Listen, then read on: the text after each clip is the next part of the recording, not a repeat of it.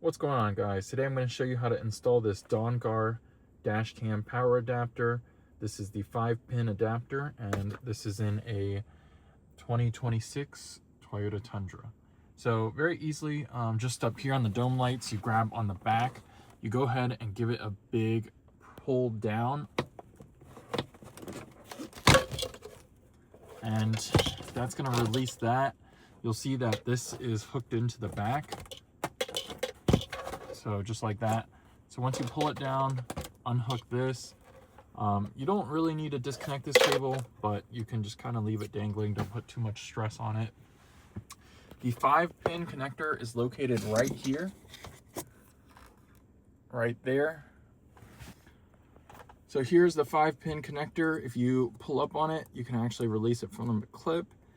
This usually goes to the factory dash cam, and this car does not have the factory dash cam installed.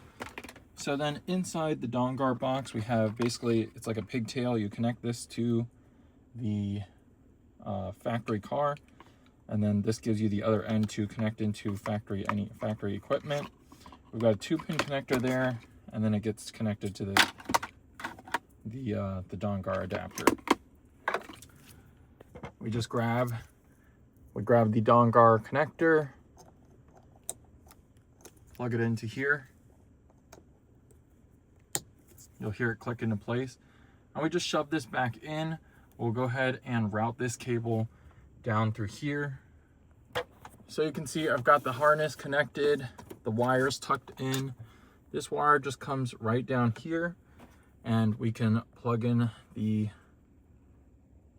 Dongar piece here.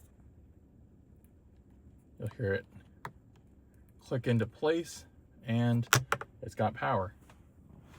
So now to button this up, just grab it and then make sure you clip it into place. There's 2 clips located right here and right here. So make sure you give it a big smack and you hear the 2 clips go back in.